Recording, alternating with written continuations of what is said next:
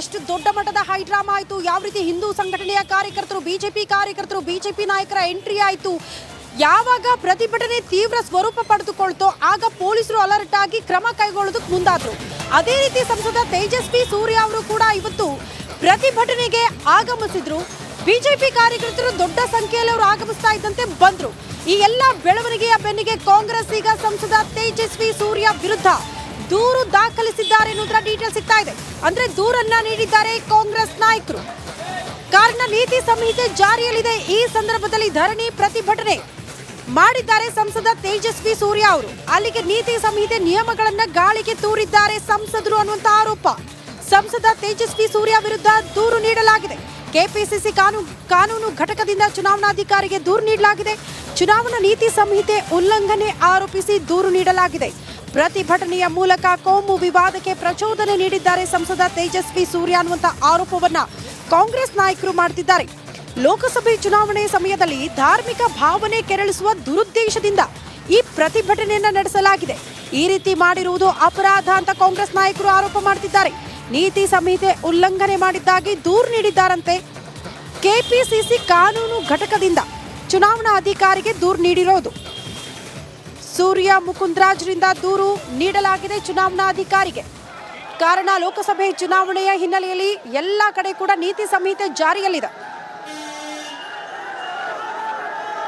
ಈ ಬಗ್ಗೆ ಮಾತನಾಡೋದಕ್ಕೆ ಸೂರ್ಯ ಮುಕುಂದ್ರಾಜ್ ಅವರೇ ದೂರವಾಣಿ ಸಂಪರ್ಕಕ್ಕೆ ಲಭ್ಯರಾಗಿದ್ದಾರೆ. ಸೂರ್ಯ ಮುಕುಂದ್ರಾಜ್ ಸರ್, ನಮಸ್ತೆ. ನಮಸ್ತೆ ನಮಸ್ತೆ ಮೇಡಮ್. ನಮಸ್ತೆ ಸರ್, ನನ್ನ ಧ್ವನಿ ಕೇಳಿಸ್ತಾ ಇದ್ರೆ ದೂರು ಕೊಟ್ಟಿದ್ದೀರಾ ಚುನಾವಣಾ ಆಯುಕ್ತರಿಗೆ ಅಥವಾ ಚುನಾವಣಾ ಅಧಿಕಾರಿಗೆ? ಯಾವ ಕಾರಣಕ್ಕೆ ಏನ ಅಂಶಗಳನ್ನ ಉಲ್ಲೇಖ ಮಾಡಿದ್ದೀರಿ ಸರ್? ಈಗ ರಾಜ್ಯ ಮುಖ್ಯ ಚುನಾವಣಾಧಿಕಾರಿಗಳಿಗೆ ದೂರನ್ನ ಕೊಟ್ಟಿದ್ದೀನಿ. ಒಂದು, ನೀತಿ ಸಂಹಿತೆ ಜಾರಿಯಲ್ಲಿದೆ. ಸುಪ್ರೀಂ ಕೋರ್ಟ್ ಸ್ಪಷ್ಟವಾಗಿ ಹೇಳುತ್ತೆ, ಯಾವುದೇ ದ್ವೇಷ ಭಾವನೆಗಳನ್ನ ಮೂಡಿಸುವಂತ ಭಾಷಣಗಳನ್ನ ಮಾಡಬಾರ್ದು, ಅಂತ ಕೆಲಸಗಳನ್ನ ಮಾಡಬಾರ್ದು ಅಂತ. ಅದ್ರ ಜೊತೆಗೆ ನಿಮ್ಗೆ ಚುನಾವಣಾ ಕಾನೂನುಗಳಲ್ಲಿ ಕೂಡ ಅದಿದೆ. ತೇಜಸ್ವಿ ಸೂರ್ಯ ಒಬ್ಬ ವಕೀಲ ಆಗ್ಬಿಟ್ಟು ಕಾನೂನನ್ನ ತಿಳ್ಕೊಂಡಿರುವಂತ ವ್ಯಕ್ತಿಯಾಗಿ ಈ ರೀತಿ ಚುನಾವಣಾ ಸಂದರ್ಭದಲ್ಲಿ ಇಂಥ ಕೆಲಸಗಳನ್ನ ಮಾಡಬಾರ್ದು. FIR ಕಾಪಿನಲ್ಲಿ ಇರುವಂತದ್ದು ಮತ್ತೆ ಇವತ್ತು ಬಂದಿರುವಂತ ಮಾಹಿತಿಗಳ ಪ್ರಕಾರ ಅಲ್ಲಿ ಯಾರು ಹಲ್ಲೆ ಮಾಡಿದ್ದಾರೆ ಅಂದ್ರೆ ಡ್ಯಾನಿಶ್, ತರುಣ್ ಅಂತ ಒಬ್ಬ ಫರಾರಿ ಆಗಿದ್ದಾನೆ, ರೋಹಿತ್ ಅನ್ನೋನೊಬ್ಬ ಇದ್ದಾನೆ. ಇವ್ರಿಗೂ ಹನುಮಾನ್ ಚಾಲೀಸಾಗೂ ಏನ್ ಸಂಬಂಧ? ಸೊ ಈ ರಾಜ್ಯದಲ್ಲಿ ಚುನಾವಣಾ ಸಂದರ್ಭದಲ್ಲಿ ಬಿಜೆಪಿ ಅವ್ರು ಏನ್ ಮಾಡ್ತಾರೆ ಅಂದ್ರೆ, ಯಾರ್ದಾದ್ರು ಆಕ್ಸಿಡೆಂಟ್ ಆಗಿ ಸತ್ರು ಅಲ್ಲೊಬ್ಬ ಮುಸಲ್ಮಾನ ಸಿಕ್ತಾ ಅಂದ್ರೆ ಅದನ್ನ ಹಿಂದೂ ಕಾರ್ಯಕರ್ತನ ಕೊಲೆ ಅನ್ಬಿಡ್ತಾರೆ. ಸೊ ಅದು ಈ ತರದ್ದು ಒಂದು ಇದನ್ನ ಅಲ್ಲೇನೋ ಧ್ವನಿವರ್ಧಕದ ಸಂದರ್ಭದಲ್ಲಿ ತರುಣ್ ಮತ್ತೆ ಇವರೆಲ್ಲ ಹೋಗಿ ಗಲಾಟೆ ಮಾಡಿದ್ರು. ಹನುಮಾನ್ ಚಾಲೀಸಾ ತಗೊಂಡ್ಬಂದಿರುವಂತದ್ದು ತೇಜಸ್ವಿ ಸೂರ್ಯ ಮತ್ತೆ ಬಿಜೆಪಿ ಅವ್ರು ಮಾಡಿರುವಂತ ಷಡ್ಯಂತ್ರ. ಉದಯ್ ಗರುಡಾಕ್ಷರ್ ಅವರ ಕಾನ್ಸ್ಟಿಟ್ಯೂನ್ಸಿಗೆ ಬರುತ್ತೆ, ಚಿಕ್ಕಪೇಟೆ ವಿಧಾನಸಭಾ ಕ್ಷೇತ್ರ ಅದು. ಸೊ ಬಿಜೆಪಿ ಅವ್ರಿಗೆ ಯಾವುದೇ ಸೂರ್ಯ ಸರ್, ಓಕೆ, ಬಿಜೆಪಿ ಮೇಲೆ ನೀವು ಆರೋಪ ಮಾಡ್ತಾ ಇದ್ದೀರಾ. ಸೂರ್ಯ ಸರ್, ನನ್ನ ಪ್ರಶ್ನೆ ಏನಂದ್ರೆ, ಅಂಗಡಿ ಮಾಲೀಕ ಹಲ್ಲೆಗೊಳಗಾಗಿರುವ ಮುಖೇಶ್ ಅವರೇ ಹೇಳ್ತಿದ್ದಾರೆ ಸರ್, ಹನುಮಾನ್ ಚಾಲೀಸಾ ಹಾಡು ಹಾಕಿರೋದಕ್ಕೆ ಹಲ್ಲೆ ಆಗಿರೋದು ಅಂತ.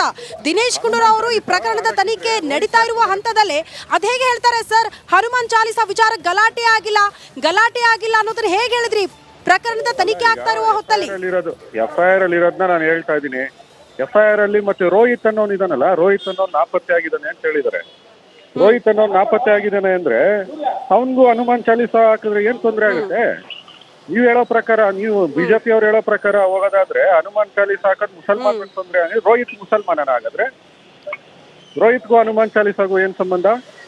ಸೊ ಈ ತರ ವದಂತಿಗಳನ್ನ ಜನರಲ್ಲಿ ಬಿಜೆಪಿ ನಾಯಕರು ಕೂಡ ಹೇಳಿದ್ದಾರೆ, ನಾನು ಒಪ್ಕೊಳ್ತೀನಿ ಆ ವಿಚಾರ. ಬಿಜೆಪಿ ನಾಯಕರು ಕೂಡ ಪ್ರಸ್ತಾಪ ಮಾಡಿದ್ದಾರೆ. ಆದ್ರೆ ಹಲ್ಲೆಗೊಳಗಾಗಿರುವ ಯುವಕ ಅಥವಾ ಅಂಗಡಿ ಮಾಲೀಕ ಮುಖೇಶ್ ಅವ್ರಿಗೂ ಏನ್ ಸಂಬಂಧ ಸರ್? ಸುಮ್ಮನೆ ಯಾಕೆ ದೂರನ್ನ ಕೊಡ್ತಾರೆ? ಯಾಕೆ ವಿಚಾರವನ್ನ ಪ್ರಸ್ತಾಪ ಮಾಡ್ತಾರೆ ಅಂತ? ಅವ್ರು ಯಾವ್ದೋ ರಾಜಕೀಯ ವ್ಯಕ್ತಿ ಅಲ್ಲ, ಯಾರ್ದೋ ಪ್ರೇರೇಪಣೆಗೆ ಒಳಗಾಗಿದ್ದಲ್ಲ. ಹಲ್ಲೆ ಆಗಿರುವಂತ ಫುಟೇಜ್ ಗಳೆಲ್ಲ ಇದಾವೆ. ಈಗ ಹಲ್ಲೆನ ಯಾರು ತಳ್ಳಾಗ್ತಾ ಇಲ್ಲ, ಹಲ್ಲೆ ಆಗಿರೋದಂತೂ ನಿಜ. ಹಲ್ಲೆ ಮಾಡಿರುವಂತ ಆರೋಪಿಗಳಲ್ಲಿ ಕೇವಲ ಮುಸಲ್ಮಾನರೇ ಇಲ್ಲ, ಬೇರೆ ಬೇರೆ ಜನ ಸಮುದಾಯದವರು ಸೇರ್ಕೊಂಡಿದ್ದಾರೆ.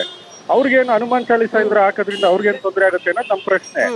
ಬಿಜೆಪಿ ಈಗ ಆತನ ಮುಖೇಶನ್ನ ಬಳಸ್ಕೊಂಡು ಅವನಿಗೆ ಇದು ಧಮಕಿ ಹಾಕಿ ಇವ್ರು ಮಾಡಿರ್ಬೋದು. ತೇಜಸ್ವಿ ಸೂರ್ಯ ಇವರೆಲ್ಲ ಒತ್ತಡ ಹಾಕ್ಬಿಟ್ಟು ಮಾಡ್ತಿರ್ಬೋದು. ಇವ್ರನ್ನು ಕೂಡ ತನಿಖೆಗೆ ಒಳಪಡಿಸ್ಲಿ, ಸತ್ಯ ಆಚೆ ಬರಲಿ. ಮುಖೇಶ್ ಕೊಟ್ಟಿರುವಂತ ಮೊದಲನೇ ದೂರಲ್ಲಿ ಎಲ್ಲೂ ಕೂಡ ಈ ತರ ಹನುಮಾನ್ ಚಾಲೀಸಾ ಹಾಕಿದ್ದಕ್ಕೆ ನನಗೆ ಹೊಡೆದ್ರು ಅಂತ ಹೇಳಿಲ್ಲ.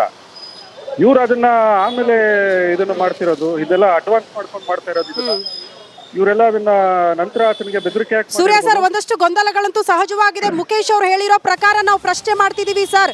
ನಾನು ಹೇಳಿರೋ ಅಂಶಗಳು ದೂರಲ್ಲಿ ಉಲ್ಲೇಖ ಆಗಿಲ್ಲ, ಪೊಲೀಸರು ತಮಗಿಷ್ಟ ಬಂದಂಗೆ ದೂರು ದಾಖಲು ಮಾಡ್ಕೊಂಡಿದ್ದಾರೆ ಅನ್ನೋ ವಿಚಾರ. 2 ಹೆಸರು ಮುಖೇಶ್ ಅವರು ಹೇಳಿರೋದು. ಅಲ್ಲಿ ಉಳಿದ ಹೆಸರುಗಳನ್ನ ಯಾರು ಸೇರ್ಪಡೆ ಮಾಡಿದ್ರು ಅನ್ನೋ ಅನುಮಾನವನ್ನ ಬಿಜೆಪಿ ನಾಯಕರೆಲ್ಲ ಸ್ವತಃ ಮುಖೇಶ್ ಅವರು ಅನುಮಾನ ವ್ಯಕ್ತಪಡಿಸಿದ್ದಾರೆ. ಈ ನಿಟ್ಟಿನಲ್ಲಿ ಸೂಕ್ತ ತನಿಖೆ ಆಗಲಿ ಅಂತ ನೀವು ಆಗ್ರಹಿಸೋದು ಸರಿ. ಸುಮ್ಮನೆ ಬಿಜೆಪಿ ನಾಯಕರು ಹೇಳಿದ್ರು ಅಂತ ಇದು ರಾಜಕೀಯ ಸ್ವರೂಪ ಪಡೆದುಕೊಂಡು ಈ ಪ್ರಕರಣವನ್ನ ತಿರುಚೋದ್ರಲ್ಲಿ ಅರ್ಥ ಇಲ್ಲ ಅನ್ನೋದಷ್ಟೇ. ಧನ್ಯವಾದಗಳು ಸರ್ ರಿಪಬ್ಲಿಕ್ ಅಣ್ಣ ಜೊತೆ ಮಾತನಾಡಿದ್ದಕ್ಕಾಗಿ.